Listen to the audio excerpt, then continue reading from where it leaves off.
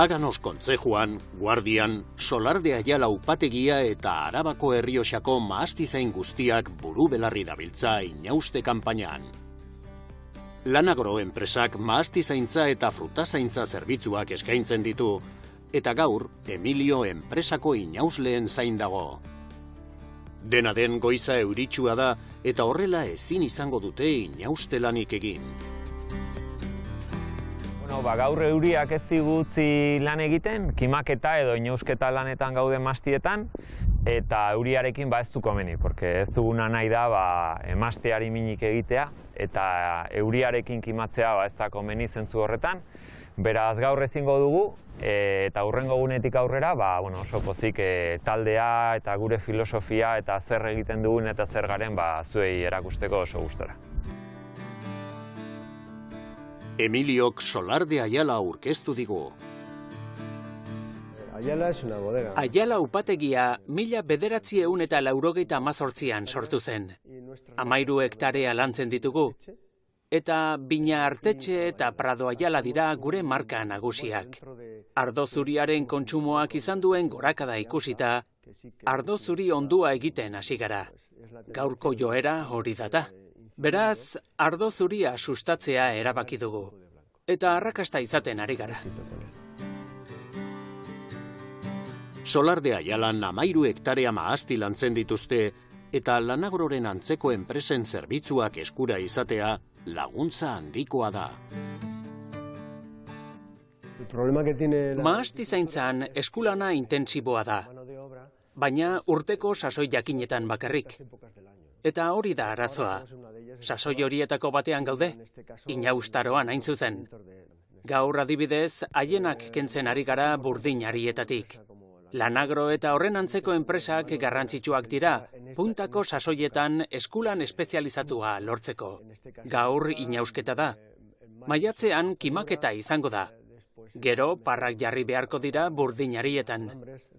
Eskulana une jakin horietan behar da. Egun batzuk geroago, beste lursail batean izan ginen. Goizean goiz, Lanagroko lantaldeak ekipamendu guztia prestatu du lanari ekiteko. Ondo jantzita eta ekipatuta, mahatsondo errenkada luzeak dituen lursail batera jo dute. 9 hektarea baino gehiago dira. Eguna ez dago oskarbi, baina ez du euririk egiten eta paisaia eder bat utzi digu. Anatzean, Guardia ere ikus daiteke. Aurretik inausita zeukaten lursailaren parte batean, haienak kentzen hasi dira. Lantaldean 8 langile dira eta Leti, bera arduratzen baita lantaldea zuzentzeaz. Atzo poda bukatu genuen eta gaur geratu diren sarmentuak alambretik ateratzen ditugu, lurrera botatzen dugu, eta gero traktorea tritutadora batekin lurran sartzen ditu. Gure taldea 8 pertsona lanean daude, eta gero nire lana beraiekin egon, beraien lana superbisatu, baldin badago edonor ez daki ez duena jakin zein den bere lana, ni erakusten diet nola egin behar duen, eta gero bitikultor eta beraien artean dagoen harremana nik eramaten dut. Langileen ekipamendu guztia Lanagroren kontura da. Horrela, lursailaren jabeak ez du ezertaz kezkatu beharrik. Ikusten duzun moduan, eramaten dugun materiala berria da, saiatzen gera ahal dugun medioetan beraiei ematen material onena, eta Lanagroren eskutik doa material guztia. Lanean ari diren mahastiak 50 urte ditu. Orain gauden mahastia 50 urte ditu, enparrau bat da, eta brazo bakoitzean 3 begi uzten ditugu, eta gero sarmientoak ateratzen ditugu alambretik eta lurrera botatzen dugu.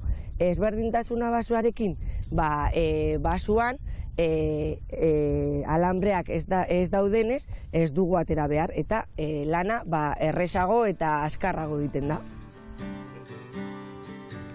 Haienak inausteko lanak amaiturik, mahastiko beste leku batera jo dute. Hurrengo kanpainetan uzta onak lortzeko lanik garrantzitsuena hori data. Karitasek eta Aendak sortua eta Lanbidek onartua Lanagro zer den azaldu digu Agustinek.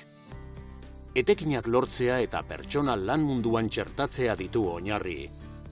Sasoikako langileak prestatzen ditu eta urte osoko lan egonkortasuna eskaintzen die. Guk ikusi genuen gaur egun temporerismoak nola funtzionatzen duen, ez da bilela ondo sistema hori, ez da bilela ondo, batetik langileek ez dutelako lortzen lan egonkortasun bat, eta bestetik ere upategiek eta mastiak eta udareak eta azeitunak ekoizten dituztenek ere ez dutelako eskulana aurkitzen, edo aurkitzen duten eskulana ez dagoela antolatuta eta formatuta. Hau da, gaur egun nola funtzionatzen duen temporerismoak ez du balio ez batzuentzako ez besteentzako, eta guk saiatzen gerana da beste modelo bat sortzen, beste era batean antolatu nahi dugu hau. Zein da era berri hori? Egonkortasuna, lanean, gurekin langileak urte guztian zehar daude, formakuntza asko, eta talde horrekin, talde egonkor eta formatu horrekin, kalitatezko zerbitzuak eskaini nahi dizkiogu gure bezeroi, batez ere upategiei eta ekoizleei. Langilei lan egonkortasuna eta kontratatzaileei abantailak eskaintzen dizkie Lanagrok. Adibidez, kontratatzaileek ez dute sasoikako langileak bilatzen ibili behar zeregin bakoitzerako. Beraz, ardura hoietaz ahaztuta bizi dira. Gure langilei eskaintzen diogun onura nagusia da egonkortasuna. Haiek sasoiko langileak dira, edo ziren, eta gurean sartzen direnean, Lanagron sartzen direnean, egonkortasun handia irabazten dute. Eta horretaz gain ere, formakuntza asko eskaintzen diegu, eta formakuntza horren bitartez daukate aukera ikasteko, hobetzeko eta aurrera egiteko, ezta. Eta bestetik gure bezeroi eskaintzen dioguna da batez ere erosotasun handia. Hau da, guk gure bezeroekin sinatzen dugu kontratu simple bat, eta hortik aurrera Lanagrok egiten ditu antolakuntza lan guztiak. Guk dauzkagu langileak, dauzkagu teknikariak, dauzkagu kotxeak, logistika guztia antolatzen dugu, eta bar guzti hori, ezta? Eta bukaeran, bezeroak noski, faktura bat pagatu egiten du, baina erosotasun handia eduki du prozesu guzti horretan. Orain ari gera sustatzen formula berri bat gure bezeroekin, eta da sasoika egin ordez lana, edo akordioa, egiten dugu urte guztiko akordioa.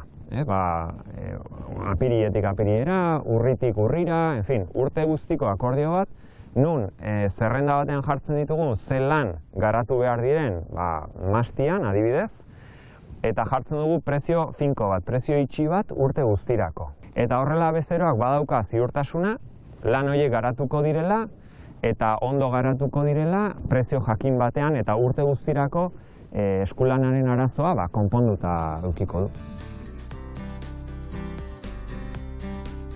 Talde bakoitza 3 urtez egon daiteke Lanagron, Lanbidek dioen moduan. Eta ondo prestatuta ateratzen dira beste sasoikako langile batzuk ordezkatzeko prest. Lanbidek onartu gintuen laneratza enpresa bezala, modu ofizialean, eta horrek besteak beste esan nahi du guk hartzen dugula erantzunkizun bat, edo behar bat, sasoikoak ziren langileak kontratatu, egonkortasun bat eman, formakuntza bat eman, persona horiek hobekuntza prozesu bat egiten dute, gizarteratze prozesu bat egiten dute, eta 3 urteren barruan elkarrekin saiatzen gara persona horiek beste lan bat, lehen sektoreko inguruan, upategi batean, batez ere, lan bat lortzen, ezta? Eta horrela guk ere, jende gehiago sartu dezakegu, ezta? Nolabait mekanismo edo gurpil honetan, ezta? Hau da, sartzen da jendea, egonkortasun bat hartzen du, formakuntza bat hartzen du, hobekuntza prozesu bat egiten du, eta hortik beste lan bat lortuko du 3 urteren ondoren. Eta guk beste sasoiko langile gehiago sartuko ditugu. Orain arte esperientzia oso positiboa izan da. askotan gertatzen den bezala, gure proposamena pixkanaka ezagutzen hasi zen, gure planteamenduak ere asumitzen hasi dira, gizarte mailan eta egia esan etorkizuna modu positibo batean ikusten dugu. Uste dugu nekazal laneskuaren etorkizuna horrelako modeloetan dagoela, Lanagro bezalako modeloetan dagoela, nun egonkortasuna, formakuntza, gizarteratzea, printzipio horienpean dauden modeloetan datorrela etorkizuna. Inausketa eta langileen prestakuntza izan ditu hizpide letik, laneko arriskuen prebentzioa ahaztu gabe. Podatzen ari gera mahasti hau. Horretarako artasi hauek erabiltzen ditugu eta arriskutsuak dira. Eta beraiek arrisku hori edukitzeko kurtsoak egiten ditugu. Ona edo beste mahastietara joan baino lehen kurtsoak egiten ditugu. Jose Antoniok esperientzia handia du soro lanetan eta Lanagorok egonkortasuna eman dio bere lan bizitzari. La experiencia es amplia porque Eskarmentu handia dut. Gaztetatik hasi bain nintzen Faustinon lan egiten.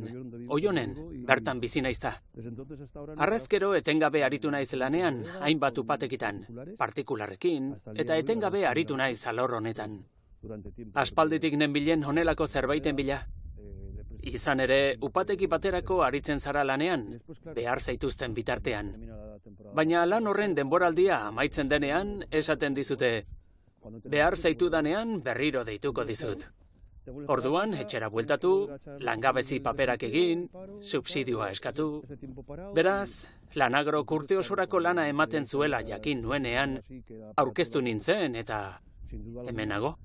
Behintzat badut egonkortasuna. Lan bat bukatu orduko beste bat hasten dut. Urte osorako lana dut.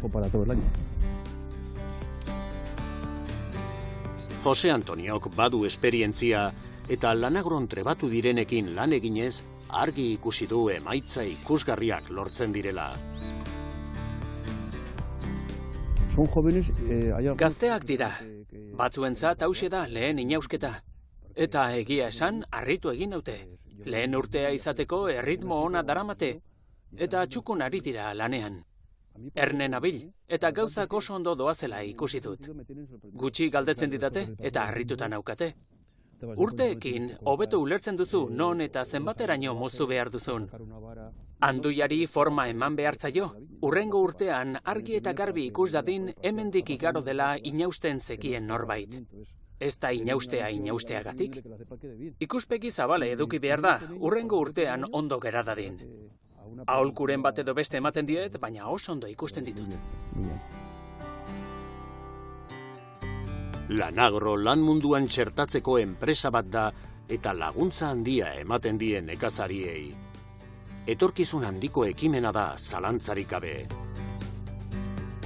Gaur egun Arabako Errioxan bakarrik egon arren, oso litekeena da enpresa eredu hori Euskadiko beste lurralde batzuetara zabaltzea.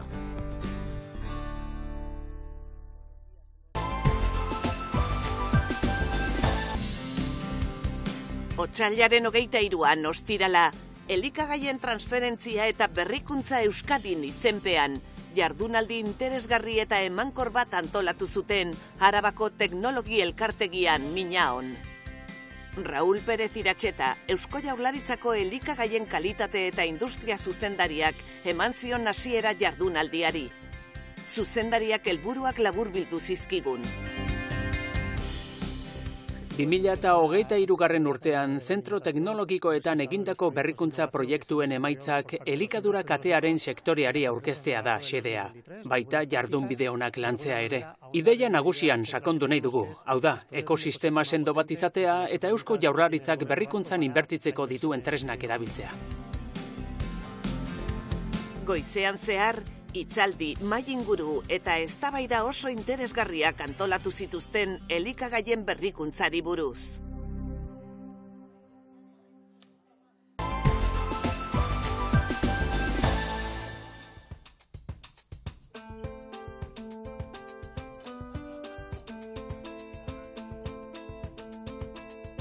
Oraindik gau itxia da Etxanon.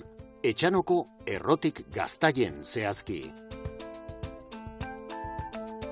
Goizeko 6ak baino lehentxiago, Kepa Ukullura iritsira eta argiak piztu ditu. Behi aziendaren lehen jaitzialdia hastera doa. Ganadutegi txikia da, 25 abelburu, hoietako 9 jesteko, eta lortzen duen esnearekin hainbat esneki egiten ditu. Jesten hasi aurretik, behien errapeak garbitu ditu. Oin errapi garbitzen abil, purete ukin aldeuen ezikinkerize kentzeko, gero errapi ondo ziketu, lehenengoko esne txorruek atara, eta gero ja jeisteko makini ipiniko txegu. Oin bertan bederatzi behi, deko guz esni emoten, 7 flebik eta 2 jersei. Abere bakoitzarentzat jeste sistema individuala da. Esnea handel batera daraman tutu bati lotzen zaio. Sistema hau baserri askotan erabiltzen zen eta oso praktikoa da abeltzaintza eredu honetarako. Behia jisteko makinie ordeño direktoko sistemie da, behize geldi dauela eta ninoa personera lekuz aldatzen. Baina, oin flebik arrasako eta jersei arrasako behizik asgabize bierrien, morfologikoki animali oso ezberdinek diez, azken baten flebike animali handiz eta oso muskulosu da, eta jersei guztiz kontrakoa. Azken baten animali oso txikizei diez eta esnetarako oso morfologia bereziz dekie. Eta esnekalia dieri dagokionez, jersei esne oso kalea handiko esni edeko, bai grasa eta bai proteina aldetik oso esne aberatsa deko, jersei flebik ebe bai, deko oso esne aberatsa, baina jersei baino pizkat bajuagoa. Jersei arrazaren esnea oso aberatsa da gantz eta proteinatan. Areago, jerseirekin bakarrik lan egiten dutenek esnea nahastu egin behar dute. Kepak adibidez, 2 arrazen esneak nahasturik oreka aurkitu du, 7tik 2 proportzioan. Azken baten gaztai eitzeko orduen, grasa eta proteina ukitzie oso garrantzitsue da. Da garrantzitsue bai euren relazioa. Askotan grasa lar ukitzie be ez da ona, eta nik horregaitzik nasteu egiten dut. Bai jersei eta bai flebik arrasako esniek. Udan izan ezik, esnekien salmentak jaisten baitira, Errotik Gaztaien 2 jetzialdi egiten dira egunero. Bai, oin neguen, egunen bitzen batzen doguz, goizeko 6etan eta arratsaldeko 6etan. Gero bai udan, egunien baten bakarrik batzen doguz, azken baten nik jogur eta gazti freskoa ituten ez batez be, azken baten egudan kontsumo asko bajatzen da, orduen nire bai, produzioa bajatu egiten dut, gizartik deko neskaerieri pizkat orekatzeko. Behiak jetzi ondoren, Kepak behien errapeak garbitu ditu berriro. Gabiz hau emoten, azken baten behize jetzi barri esfinterra zabalik deko eta babesteko erroa, gabiz emoten produktu hau. Keparentzat higienea oinarrizkoa da, batez ere elikagaiak egiten dituen etxalde batean. Abereak eta ukulluak garbi egotea funtsezkoa da Errotik Gaztaien. Azken baten animalizekaz eta elikagaizekaz bierrien gabizenez, azken baten garbitasune oso garrantzitsue da elikagai horren trazabilidaderako. Ukullua garbitu ondoren, Kepak ongarri gisa erabiliko diren hondakinak pilatu ditu. Jarraian, ugaltzeko abereei eman die jaten. Honek behintzak diez, hemen dau, azken baten nire etorkizune, eta beintzak danak aurrerako izten duaz, eta gero elegitzen joetenaz, gehien guztien atena niretzeko geratzenaz, eta bestiek saluten duaz.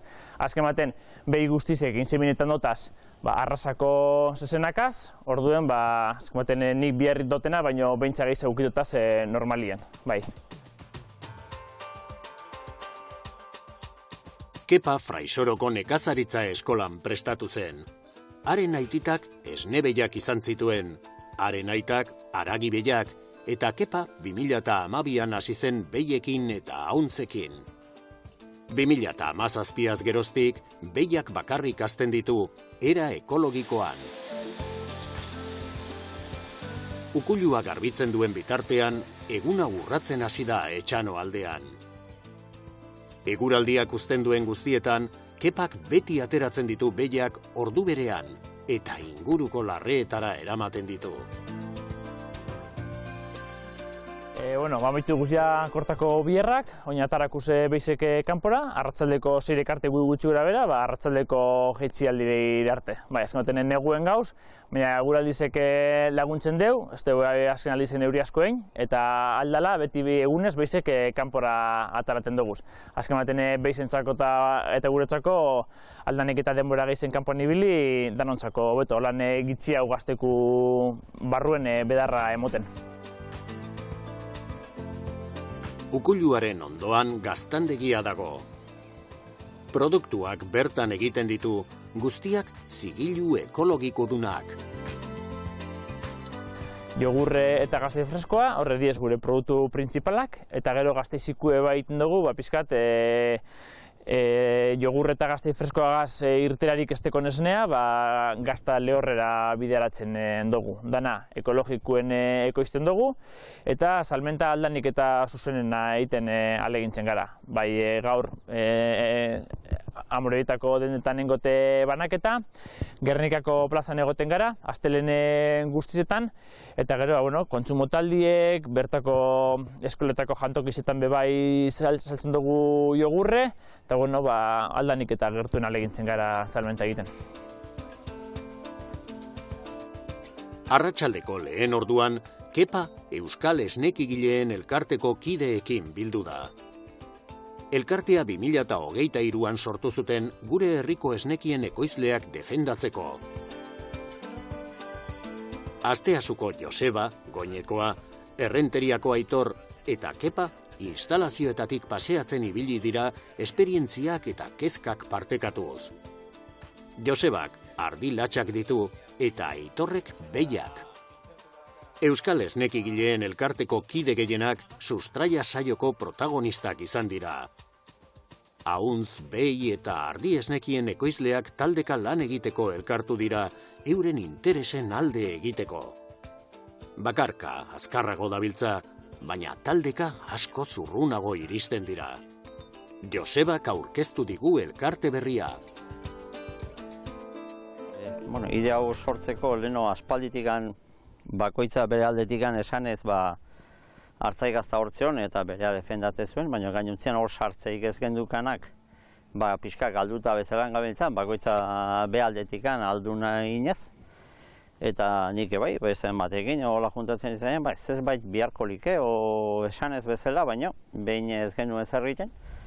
Eta gero horreztakit, aurreneko esnekin ingurun, aurretik, atzetik, Kepa eta Andoni eta Txomin Amatxoko eta esker, hoik sortu zuen, da deitu ziguten, da oso ideia ona iruditu zitzaigun, da hola aurrea junda. Hasieran gutxi ziren, baina orain ia 30 kide dira. Lehartik erren ikerketa baten arabera, gure herrian kontsumitzen diren esnekien 10% baino ez da egiten bertan.